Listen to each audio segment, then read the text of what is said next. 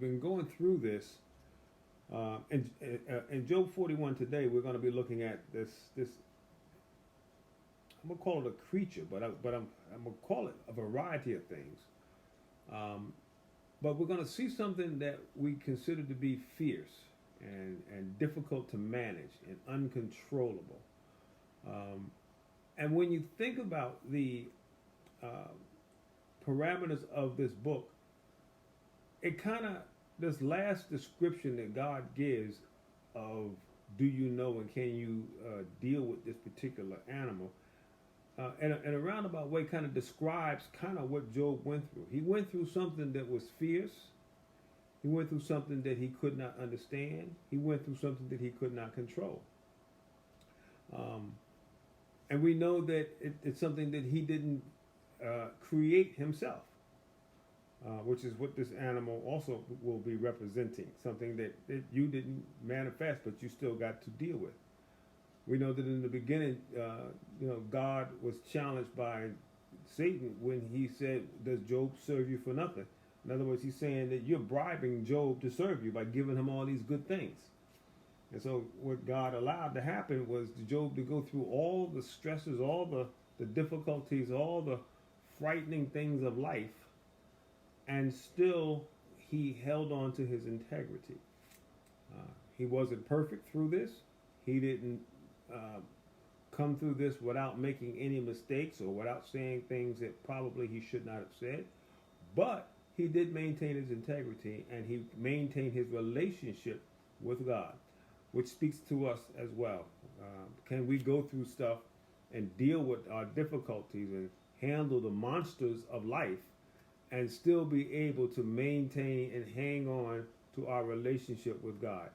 That is important, and it's key to understanding how we're going to go forward in our struggles and in our difficulties. So, with that being said, let's go ahead and take a listen. Job 41. Chapter 41. Canst thou draw out Leviathan with an hook, or his tongue with a cord which thou lettest down? Canst thou put an hook into his nose, or bore his jaw through with a thorn? Will he make many supplications unto thee? Will he speak soft words unto thee?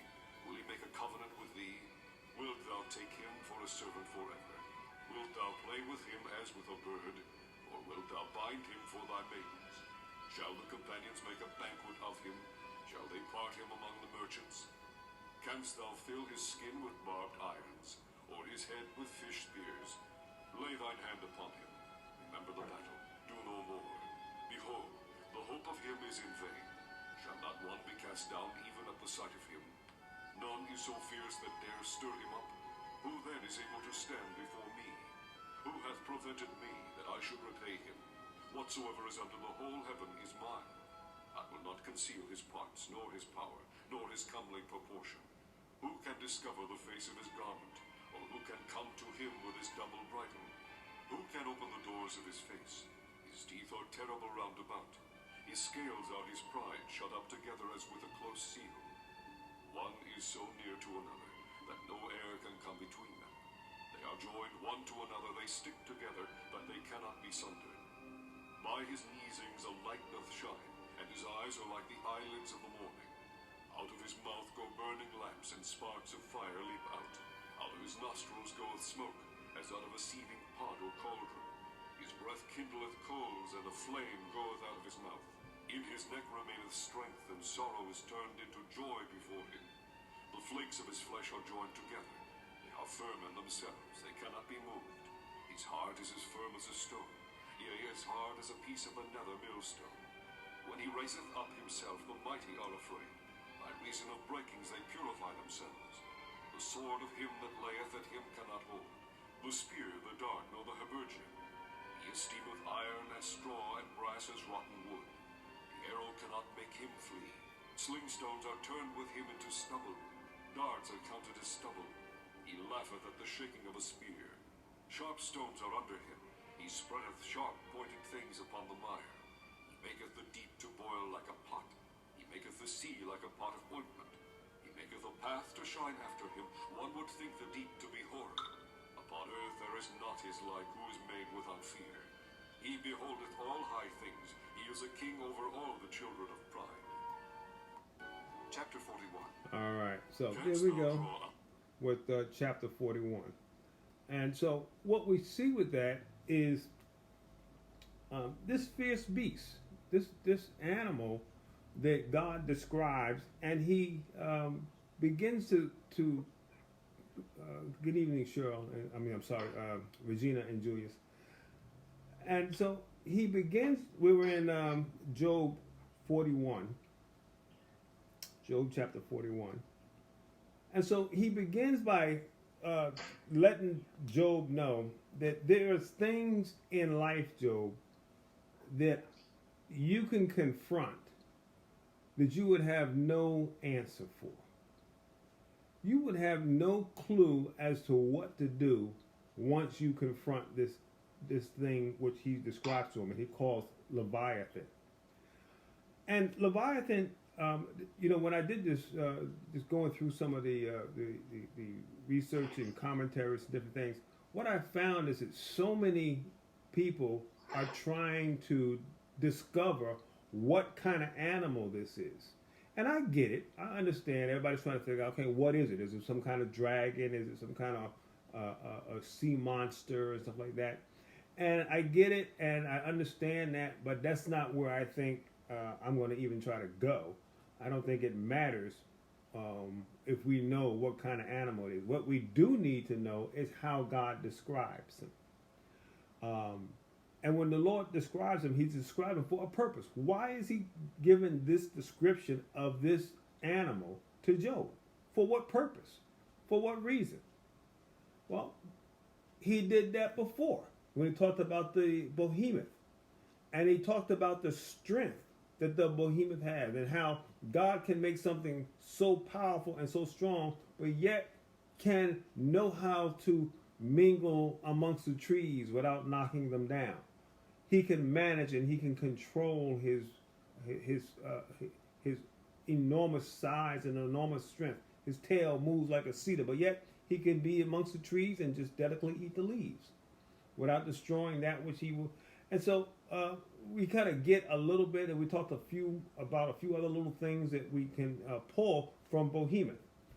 Well, Leviathan is totally different. Leviathan is where Behemoth was kind of strong but gentle. Leviathan is fierce and not one to even be ventured around. You could be around the Behemoth and he could move amongst you and not really just crush you, purposely. Whereas Leviathan is different. And you look at this and you begin to recognize that what God is trying to show Job is that there are lots of things that can happen that are too powerful for you to deal with, to handle, or to even understand. But they'll go along and just move along with you, and they won't even, do you any major damage as long as you don't misuse it. And you go, well, what kind of thing is that? Well, everyday stuff. The sun, it's there, it's here. It's more powerful than what we can even imagine. It gives energy and heat. But, it's something that we recognize and we deal with and accept its presence every day. But it's powerful. But then there are also things like Behemoth. Like Leviathans that come along.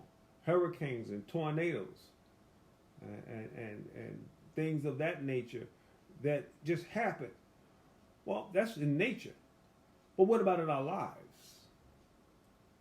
All right, so there are wonderful things that happen that are powerful that happen to us, like Behemoth, like love and care and sacrifice and willingness to help and putting others first. Those things are mighty. They're powerful and can be used for great good. But there are also things that are strong and are fierce that can tear up. Hatred, jealousy, envy, lust, anger, all those things. And so when we look at what God is trying to get Job to understand, that there are things, Job, that you just can't really wrap your head around or understand. And because there are things like this, Job, what do you then say? Did you understand why all things happen to you, for you, or things that don't happen that you want to happen? And so all of this is God's way to help Job and us as the readers to understand that there are many things, powerful and fierce, that you're going to have to deal with in life. It comes in a variety of flavors. They can be natural things. They can be actual people. They can be circumstances. They can be calamities. They can be weather related. They can be health related. All of this. But it all stems from who? God. Because what God says is that he is the one that created the behemoth. And he is the one that created Leviathan. So what God is saying, I control it all.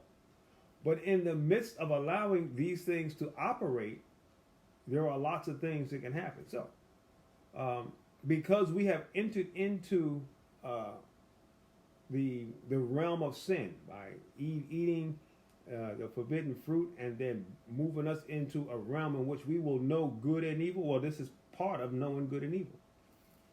This is part of what you get when you open up that envelope of knowledge and wisdom. You now have to deal with this kind of stuff. If you stay ignorant to it, you wouldn't have to deal with it. That's kind of like what growing up is like. You know, when you're a child and your parents, you have good parents and they're taking care of you, you don't have to worry about paying taxes. You don't worry about, paying the light bill. You don't worry about, are you going to be able to put gas in the car? Those things don't cross your mind. It happens. You don't really consider it, but you just see it happening. But then if you keep growing up and keep getting the understanding of how things work and what's needed to be done, now all of a sudden, bit by bit, these concerns come into your mind, come into your understanding, and then at some point, they become your responsibilities. Well, that's where we are. And so we now have a responsibility. But then God says, I can bring you through all of this. Not take this away, not poof and make it disappear, and not make it happen so that it never happened, but I can bring you through it. So that since you have leaped into the understanding of the knowledge of good and evil, we as human beings, God is like, okay, you're going to be educated as thoroughly as you can, and you'll see that you're going to come out on the other side better than when you were than before you knew. But the only way to do that is to let me guide you through it. And if you don't let me guide you through it, you're going to run into things you can't control, and it's going to be a problem. All right, and so that's kind of a way of looking at all of this that God is bringing forth when he begins to talk to Job in these last few chapters here. So let's finish up here with chapter 41. And so he says, can thou draw out Leviathan with a hook? Now, okay, so what he's doing is saying, okay, Job, you're used to doing certain things that you know how to do. I go down, I get my fishing gear, I go down to the river or to the sea or in the ocean or wherever he goes, and I throw in the hook, and I'm used to knowing how. I know how some of the behaviors of fish. I've understood that. I've learned that process, and I know how to do it. So I can go down there and do that and grab me. But what God is saying, yeah, but there's some things in there that if you try to grab it with a hook, it's not going to be a good day. It's not going to work the same way you're used to seeing it work. If your hook happens to get in contact with Leviathan, it's not going to be, I'm just going to reel them in, scale them, and cook them. That's not how the day is going to go. The day is going to change. It's going to be different. And sometimes that happens to us. We recognize that I woke up today and then all of a sudden things were different. Something changed. And now I got to go and deal with this going forward. And so what he's saying, are you going to be able to do this with Leviathan? No, because if you come in contact or you encounter him, there's a different outcome. Or or his tongue with a cord? Can you wrap a cord around him and drag him along with attached to his tongue? Once again, that's not happening. You're not going to be able to lead him along with a rope. But God emphasizes it even more. And I want to just say that in a lot of this, we could just say, okay, I get it, and move on. But because the word emphasizes it, I think it's important that we recognize that God's trying to show you, let me show you the levels, and I'm going to add one stack to another stack to another stack. And so he's not just happy just giving you one example that you could say, okay, I get it. And he goes, no, there's another flavor, looks very similar to the other one, but I want to mention that too because there is some variation. So when you get into these portions of scripture, a lot of times people say, well, that's just boring reading because I'm just reading something that's basically saying the same thing. But it's important to pick it up and to understand it and to get the feel for what God is trying to paint. And I think when it's all said and done, you get a better mosaic, a better vision of what God is trying to show us. So when he goes into verse 2, he goes, can thou put a hook in his nose, or bore his jaw through with a thorn? So he's, same thing, hook in his mouth, or what about a hook in his nose? Okay, well, what do you do when you put a hook in the nose? Well, usually you do that when you're moving around, some cattle or some kind of livestock. You put a hook in the nose and you're able to move them a lot of times on land. Well, the hook in the a lot of times in the water is a different way of doing something than you would the hook on the land. But it's the same kind of philosophy. Are you going to be able to control it and maneuver it? No, not Leviathan.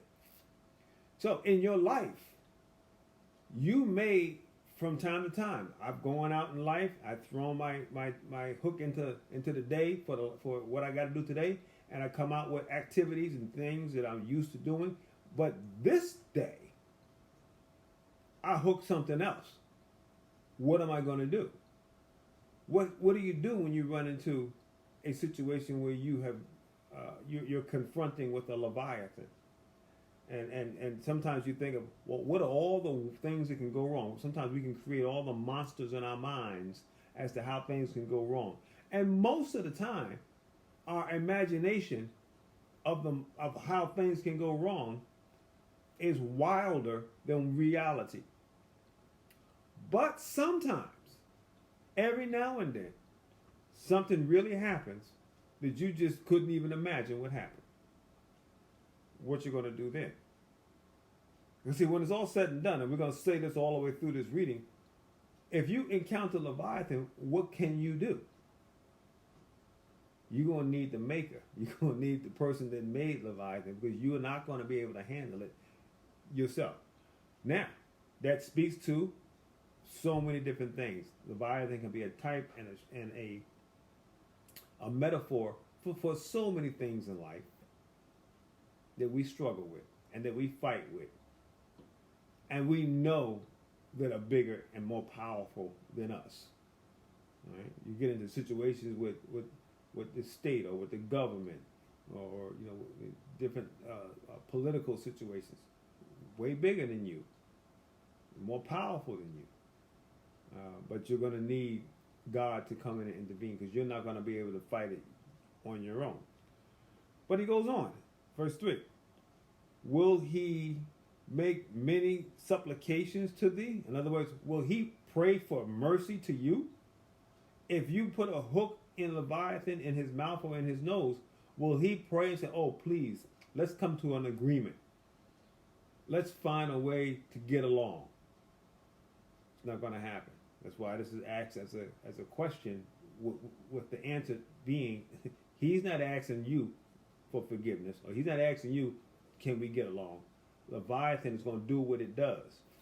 Same thing with our circumstances and our issues in life. They come out after us like fierce monsters. They just start doing what it does. Will he speak soft words unto thee? No. He's not going to be polite. He's not going to be kind. Sometimes you're going to enter into situations where things are not going to be polite. people are not going to be kind. And see, and I attach this, and I'm going to do this even when we get to the very last verse, to a lot of things that we deal with when we have an attack, just like Job had. See, Job's attack came from Satan. Satan is the one that said, let me get to him, and I'll make him curse you to your face. That's what Satan said. And that's what he's trying to do. And so a lot of times, the Leviathan attacks in our life come from that root. And we'll point that out as we go through it. We'll see this again.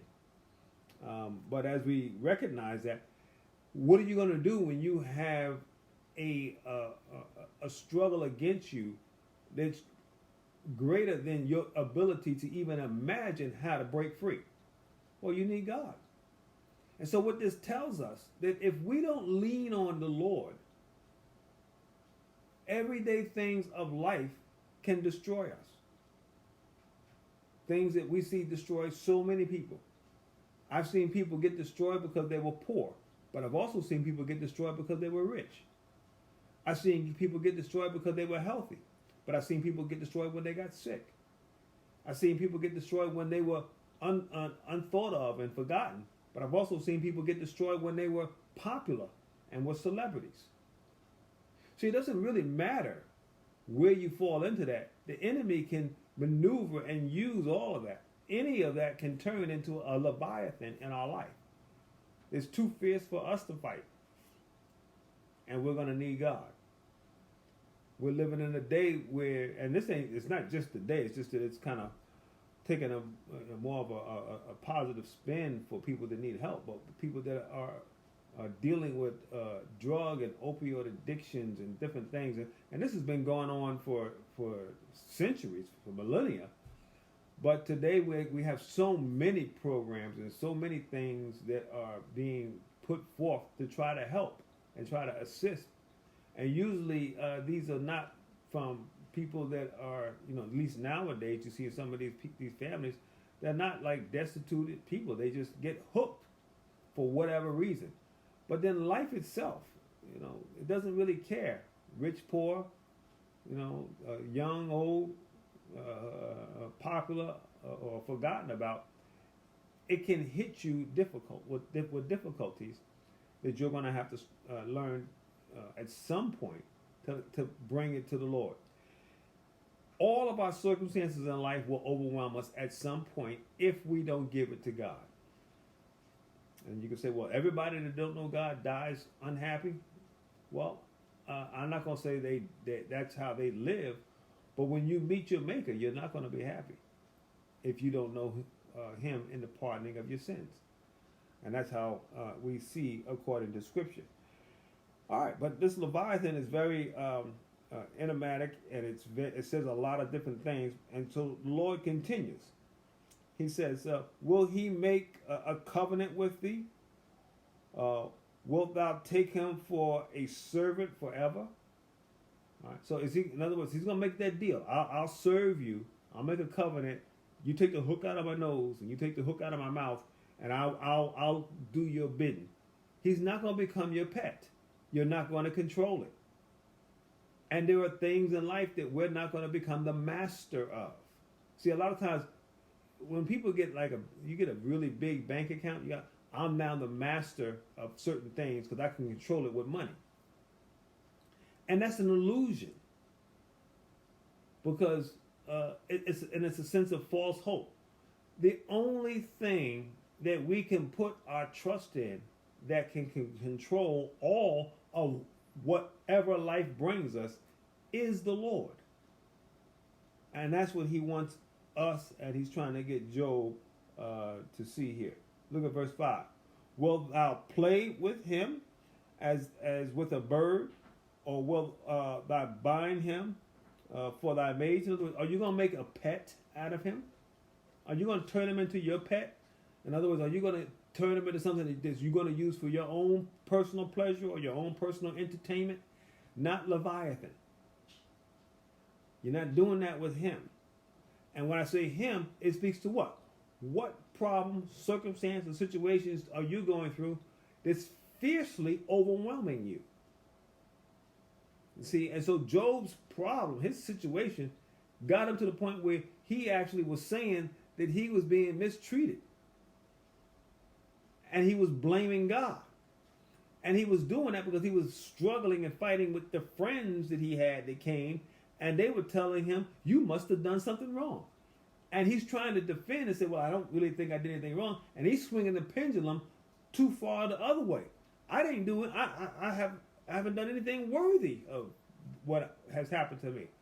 Well, we all have done and are just in a state of sin by the virtue of us being sinful beings.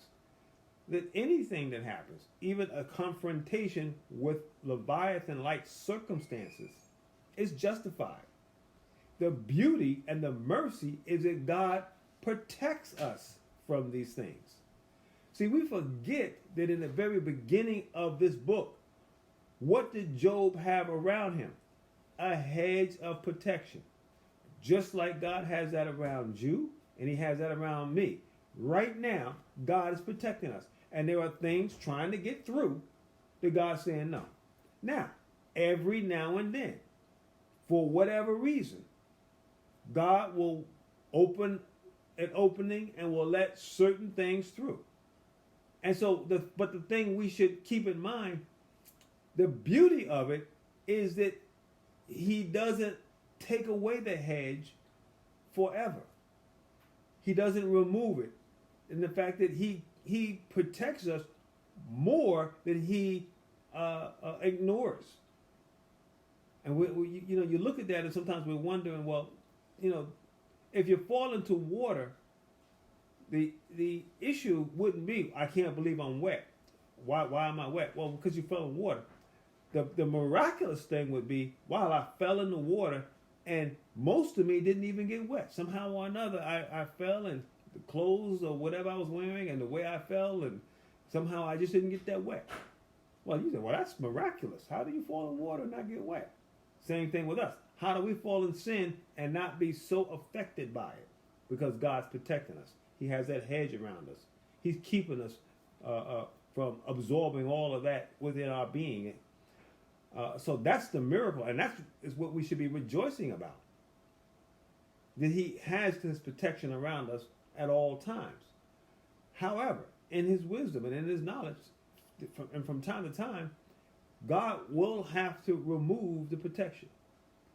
All right? We get a prime example about that when he himself, God, came down to earth in flesh, in the form of Jesus, took on the form of sinful flesh, and was protected and guided by the Spirit and was led by the angels. But there was a time when the Father turned his back on the Son and smote him. And then the Father began to cry, Jesus began to cry out, my God, why hast thou forsaken me? Regina, I see your hand up. Go ahead. Hi, everybody.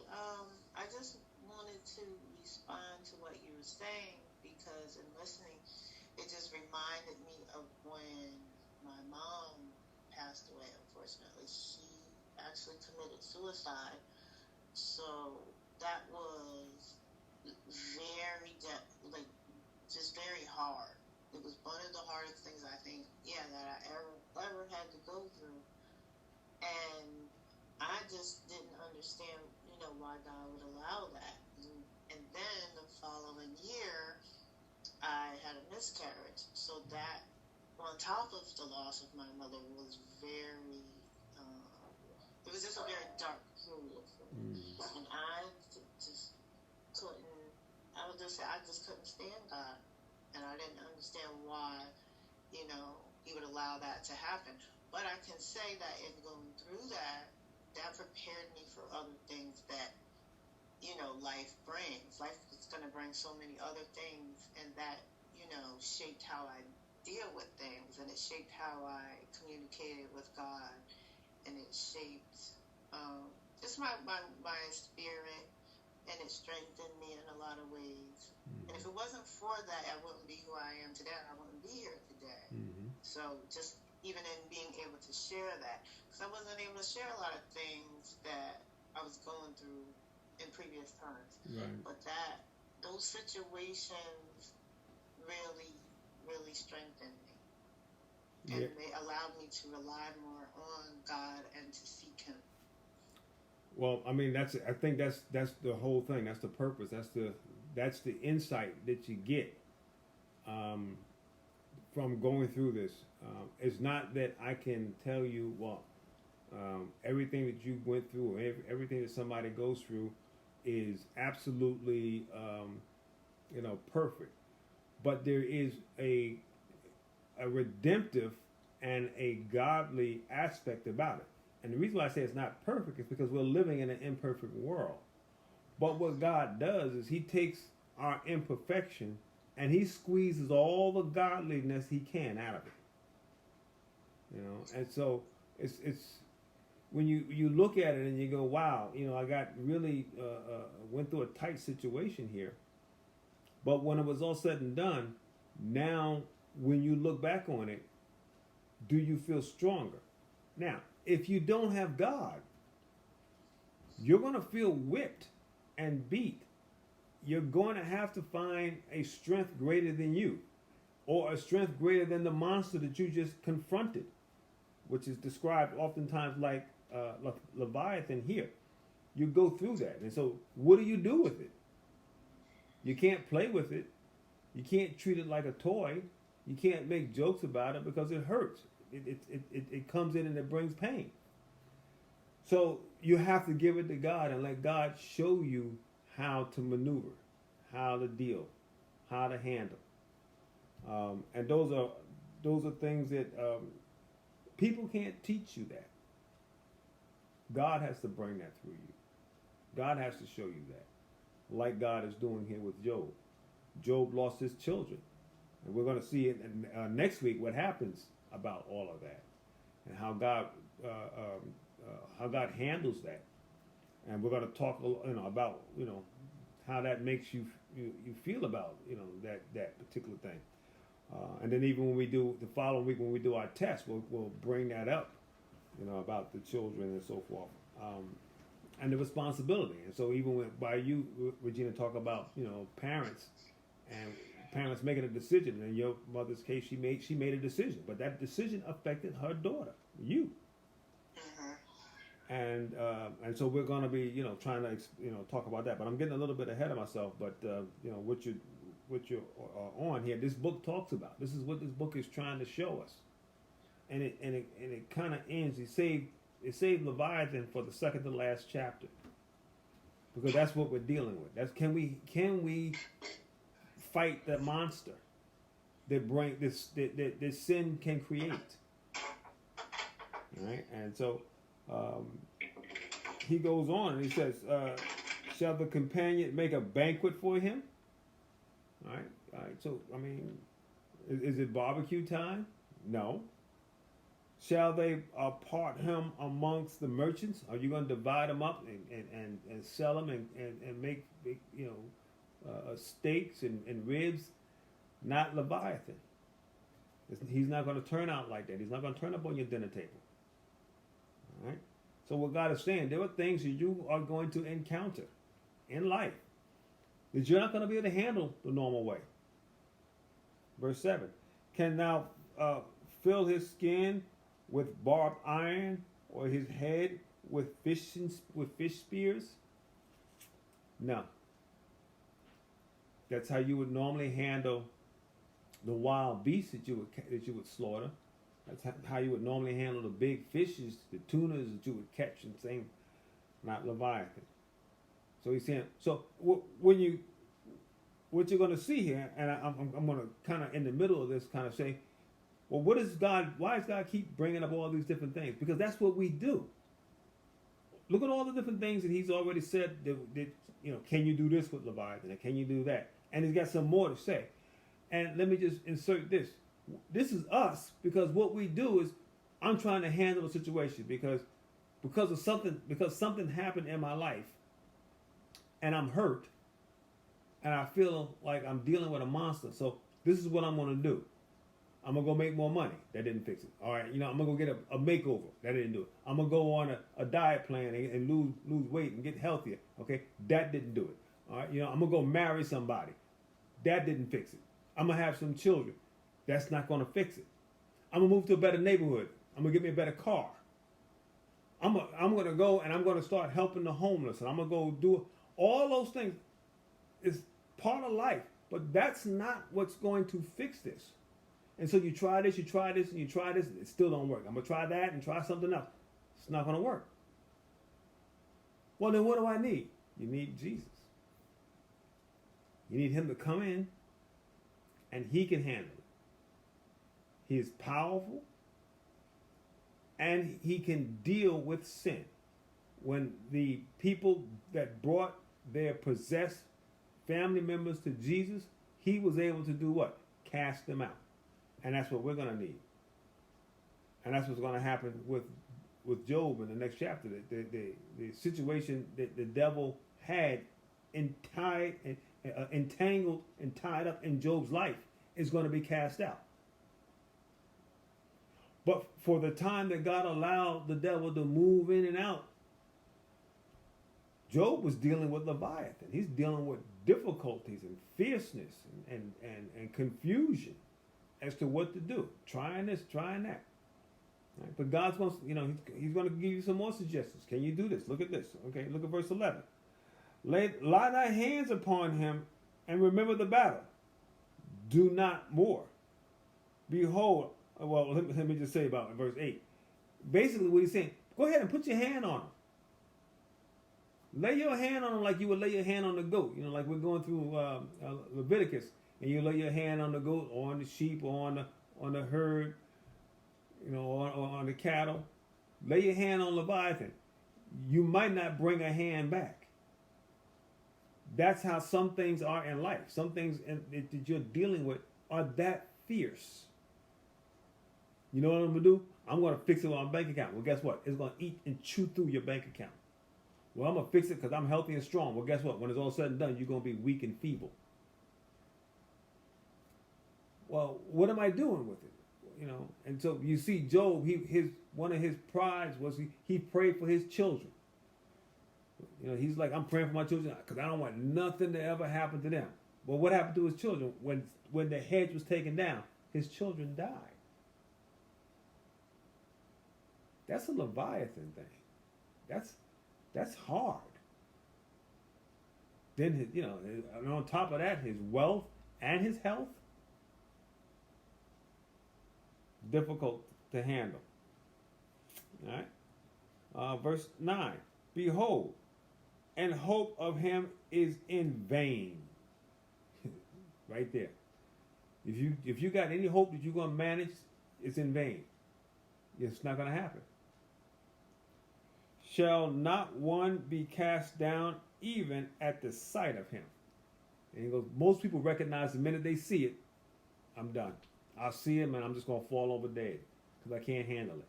And that's what you do a lot of times. That's why people quit in life. When you talk about, your situation, Regina, life can get people there. And people go, I don't know what to do. And if you can't turn to Jesus, then life can become unbearable. And you look at it and all you see is Leviathan. I have no hope. And you feel like you have nothing else to offer.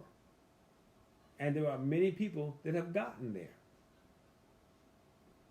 That's why we need to make sure that we're putting our trust in the Lord, that we're putting our trust in Jesus. Because if we don't do that, life can become overwhelming. All right? Look at verse 10. None is so fierce that dare stir him up. There's some things that you don't even want to mess with. All right? I'd rather go without than to venture into this. Why? Because it's a spirit and brings up that aspect of Leviathan. I don't want to deal with it. Who then is able to stand before me? Now, look at what God is saying. If you can't handle these situations in life, how do you think you're going to stand before me? What did Job say in a couple of chapters ago when the Lord spoke to him? He said, my mouth is what? Vile. Same thing Isaiah said when he saw the Lord. He said, woe is me, a man undone, of unclean lips. What did Adam and Eve do when they ate of the fruit, the forbidden fruit? They immediately what? Hid themselves and tried to find ways to cover themselves. All right. So what God is saying, you can't deal with just the aspect of these natural beings that were created by my power. How can you deal with me? You can't. But I'm the one that can handle the things that you can't even imagine how to handle, because I'm the one that created them. I know what to do. So he says, you're going to do all this, and you're going to make all these attempts to handle Leviathan? Who then is able to stand before me? Verse 11. Who have prevented me that I should repay him? In other words, he's saying, who's challenged me that I need to go and say, oh, excuse me, I'm sorry, I miscalculated? God's not going to say that. God always going to show us his perfection. And when we are entered into his presence, when we have the opportunity to experience his glory, all we're going to see is his wonder and his greatness and our inability to match it. We just can't, we can't have any ability to look him eye to eye. It will not happen. So who's going to repay him? No, we can't. We don't have that. We don't have the ability to. But what God does, he says, what you can't do, I will do for you. That's the beauty of the love of God. Can you, until you get to the point to say, I can't do it, and I know I can't, then we can say, okay, but then I'm going to allow the gracious offer of God to pay for me what I owe him. You know, we were talking, I guess we'll get to that in Leviticus. I won't get there. But, you know, there's a thing about sin where you have a debt. But you also need to ask for what? Forgiveness. You know, remember we were talking about the little boy with the ice cream? And if you get the debt paid because he stole the ice cream, well, here's the $2. But he still got to ask the shop owner for what? Forgiveness. He still needs to say, I'm sorry. So if somebody pays the $2 that he owes, but he still refuses to say, I'm sorry, he hasn't owned up to the fact that he was wrong. And that's what we got to do. We got to own up to the fact that I'm sinful. And I'm inadequate to be able to maintain my own eternity. I cannot do it. I need God. Then things will begin to move in a way in which we can see ourselves living in eternity in peace with God. But we still struggle through this realm. All right? Whosoever is under the whole heavens is mine. Whatsoever is under the whole earth, the whole heavens is mine. So what God is saying, I can control Leviathan. I can control everything. So when your life, because it's going through sin, which is the task that you have to do, maneuver through it, I can control the circumstances within it to bring you through. But you have to trust me. You have to trust me. And if you don't trust me, then you're going to try to fix it yourself. You're going to try to do some of these things here, like we often do. All right? 12. I will not conceal his part, nor his power, nor his comely proportions. What is God saying? I'm not going to hide sin. You want to know, you're in a stage where you are going to know the difference between good and evil. In other words, you're going to understand what sin is. I'm going to let you see it. So what God is saying, I'm not going to hide sin. I'm not going to hide the monsters. I'm going to allow you to see them. You want to know the difference between good and evil? You will. But you're going to see it all. And you're going to understand it all. All right? And so the scriptures say that Jesus was tempted in like manner, like all of us. And so that's why he went through so much. He had to be lifted up and then thrown down in the eyes of man. They worshipped him, and then they said, crucify him.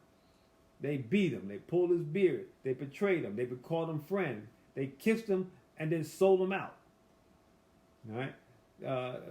They brutalized him. They said rumors about him. Any and all kinds of things that you can say. You know, then they physically got to him. You know, thorns in the head, pulling his beard, spitting in his face, hitting him with a whip and cat of nine tails, nailing him to a cross, leaving him up there, stripping him naked. Everything they did,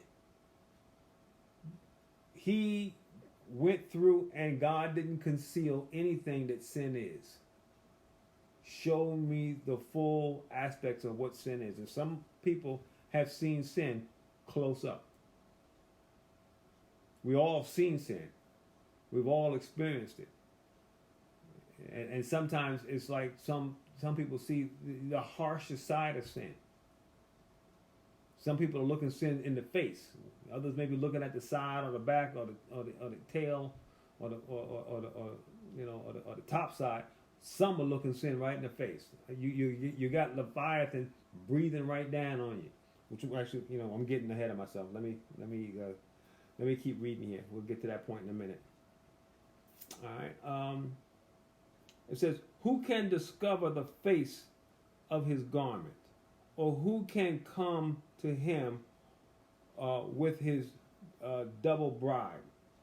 Are you going to put on protection? You're going to cover yourself? You're going to put on some kind of shield or some kind of armor? That's not going to help. And sometimes we try to do all kinds of things to try to deal with that. Look at verse 14. It adds to this. Who can open the doors of his face? His teeth are terrible round about. In other words, what he's saying is when you're looking, and like I was just trying to say, there's some people that look sin dead in the face. They see the raw aspects of it. We all see it. But some people are looking right at and smelling the breath of what sin can do to people. And it don't smell good. Every time they take a breath, every time they move, they're experiencing the pain of what sin can do to them. You think of people that went through situations that are victims of brutality, but yet they got to deal with that trauma and live through it. And yes, our society is trying to find ways to mend and to do, but what we really need is Jesus. We need God to bring us through that. Why? Because we're understanding and learning what's the difference between good and evil. We're discovering and seeing what sin can be. And why God had to come himself in the form of sinful flesh to die for sin. This is why he had to come. Because we couldn't handle Leviathan. David couldn't handle it. Abraham couldn't handle it. No other, Moses, Samson, nobody could handle Leviathan. Only Jesus. And so God, through his love, through all the things that he said, now, I'm going to come down. I will defeat him. I will beat sin. All right. 15. His scales are his pride, shut up together as with a closed seal. Now, what he's saying is that if you think you see an opening in Leviathan, that you might be able to get in and get to some of the soft skin, he's like, no. He's got tough scales on him. And those scales on Leviathan are scales, and he calls it pride. He said the scales, it says his scales are his pride. I find that an interesting play on words because the ultimate sin is what? Is pride. I just find that an interesting play on words. We'll see that again in a bit. All right, but he goes on. He says, one is so near to another that no air can come between them. And so what he's saying, you think you're going to find an opening in his scales, you're going to find an opening in sin that you can stab something in and get some relief or get some victory? His scales are too close together. Not even air can get through it. So you're not going to figure out a way. And we as a society have tried. We have all kinds of diplomats, and we got the United Nations, and we got all these different political situations and circumstances, and we're trying to come together, and we're going to try to find a way to unite.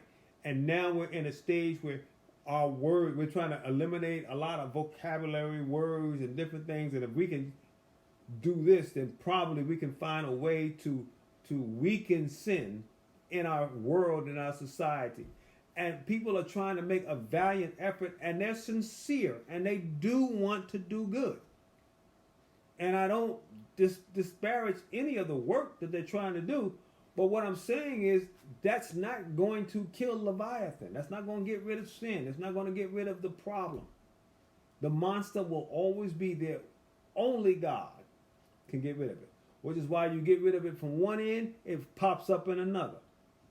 And that's we could talk about that for a long time. Let's keep going here. They are joined one to another. They stick together that they cannot be sundered. In other words, you're not getting in. You're not gonna get into this beast and find a soft spot to get your spear or your arrow or your dart in. It's not going to happen. We can't kill it that way. All right. The thing about it is that God killed sin with love. For God so loved the world that he gave his only begotten Son. All right. By his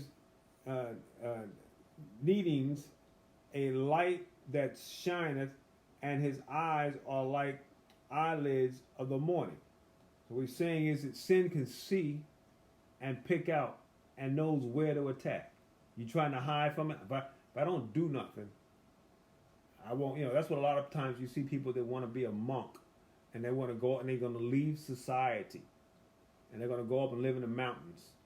Sin can't find me there. I won't have any way of sinning. I'm not going to watch any TV. I'm not going to do any of these things, and I'm going to be able to just keep sin away from me. No, sin will find you. Sin sees you. Its eyes are nesting around and looking, and it sees you, and it's going to come for you. Because sin doesn't have, you don't need a TV or the internet or a magazine or a friend to deal with sin. Only thing you need is you. All right? Because that's what you are. You're born in sin and shaped in iniquity. Look at verse 19. Out of his mouth goeth burning lamps, and sparks of fire leap out. Okay? So, I'm too far away. No, he can hit you with a blast of fire and burn you right where you are. Out of his nostrils goes smoke, as out of the seething pot of a cauldron. All right? Sin can seep in like smoke can seep in and choke you out. You could be in a room, there's no fire in here, but the smoke can get through and still kill you. Right? So these are the things, once again, we have to keep in mind and watch out for, and make sure that we don't draw an illusion in our minds that we can escape from the ravages of sin. We can't escape from that. Leviathan will find you. All right. His breath kindles coal, and the flame goeth out as out of his mouth. All right. So the fact that it kindles coal tells me that there's things in us that if it hits the right temperature, it's going to catch on fire. It's going to burn. And that's the example is by coal. See, you take some coal And once it gets a certain temperature, it's going to ignite and it's going to burn. It's going to burn for a while. Well, we got things in us. It can be lust, it could be greed, it could be hatred, it could be envy, it could be whatever. If you allow it to get to a certain temperature, it's going to start burning. And the thing about when coal is burning, it burns for a long time. And you're going to need to add something to it, like some coal, like some water or something to drown it out in order for it to stop burning. Otherwise, it will burn, and when it's finished burning, it turns itself into ash. It becomes worthless. So sometimes we got to make sure that can you put it out before it burns you completely? Because that's what sin will do. The wages of sin is death. But the gift of God is eternal life. 22. In his neck remaineth strength. The sorrow is turned into joy before him. All right? So he's got, no matter which way he turns, his neck. You know, when you think of the neck of the animal, turn to the left, turn to the right, I got strength. And I can find, he can find the pleasure of what he's trying to get to. Why? Because I can do it. I can maneuver. I can find you. The flakes of his flesh are joined together. They are firm in themselves. They cannot be moved. Okay. Once again, what is God saying? All the avenues that you're trying to figure and find ways to handle this beast will fail. You're going to need Jesus. His heart is firm as a stone, yea, as hard as a piece of the nether millstone. All right. Sin is locked in. It's hard. Remember when we were going through Exodus and we talked about how God said that Pharaoh hardened his heart. He was locked in. That's what he was going to do. It didn't matter what God was going to do. I'm going to do what I want to do. And that's what sin does. Sin's going to do what it does. We talked over here in the first part. Are you going to give it some counsel? Is it going to try to find ways to just talk to you or make a covenant with you? No. Sin's not trying to make a covenant. Sin is locked in. It's hard. 25. When he rises up himself, the mighty are afraid. Yes, they should be. All right? Because you can see, look at all the powerful people, political people that we've seen just recently. They got themselves into a mess because they're doing something they ain't got no business doing.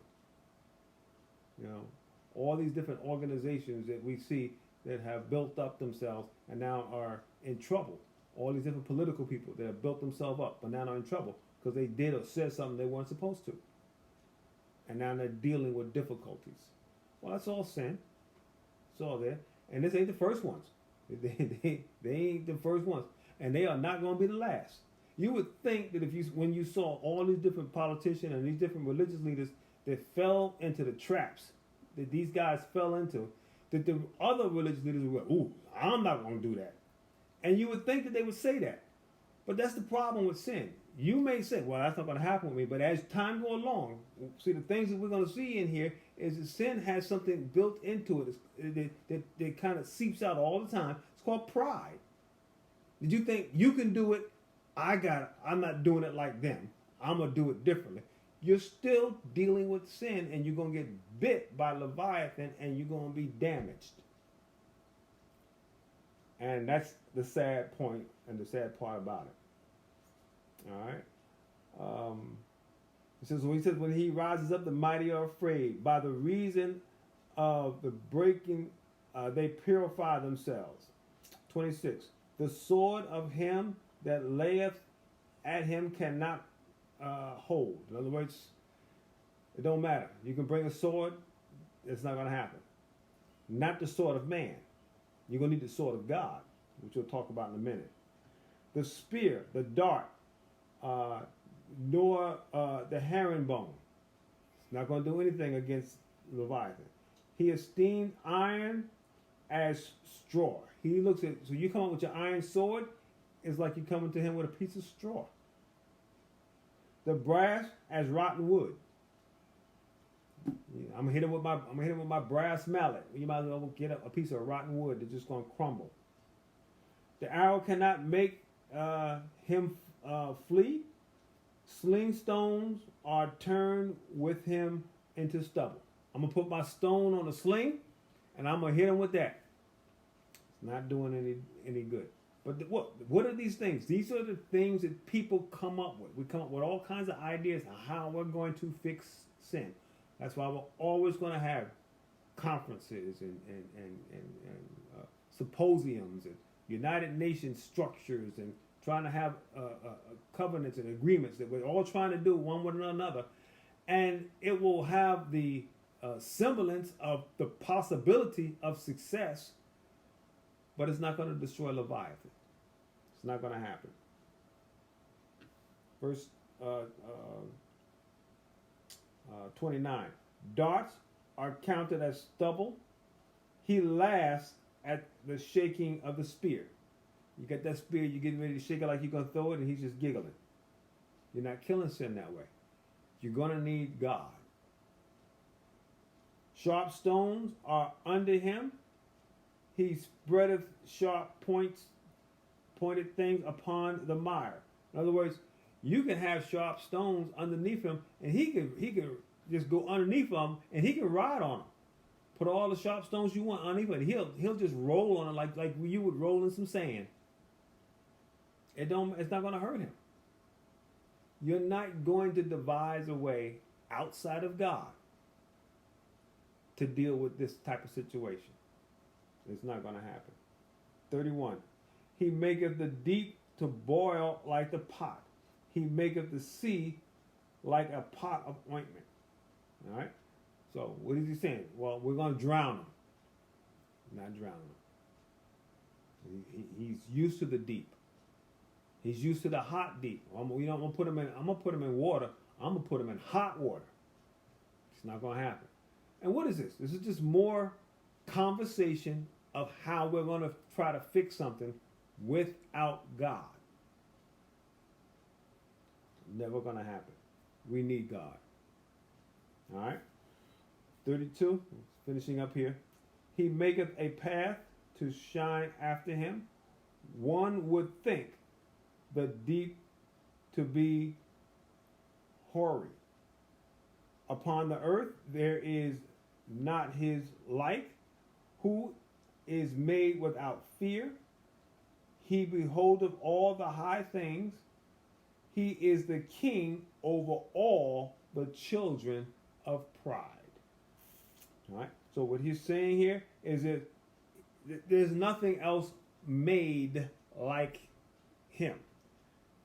There is nothing else like sin.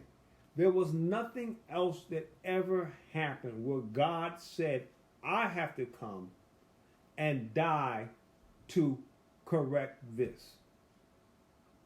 Only sin, and only sin in man. Things that happen in the angelic world, when Satan did whatever and all he did, and the angels, God didn't have to come. He didn't come and die in their place. It only dealt with it. He only dealt with that when it came to man. Why? I wish I knew the precise answer, but I can tell you the correct answer. I can't give you any explanation. In other words, I can't show you the work. You know how back in the day you used to have all those math problems and you had all this different work you had to do with division and all that, and then at the bottom line you had an answer. Well, I can give you the answer. I just can't show you the work. The answer is he loves us. But the why is too deep for me. It's too much calculation. I can't figure that out. But I do know the answer. He loves us. And that's the beautiful part about this. And so therefore we can deal with and we can survive an attack of Leviathan because God loves us and we trust him. All right. And so we're going to stop there. I think this is a fantastic chapter if you just take the moment to kind of look at it. And I always say you can probably read it again and again, and you get more and more out of it. I by no means feel like I exhausted this, but it's just beautiful, and it's part of the word. So therefore, that's why it has to be beautiful. So we're gonna stop there. Any other comments or questions? All right. If not, we're gonna just ask you if you would just bow your heads. We're gonna pray and ask God's blessings. Father God.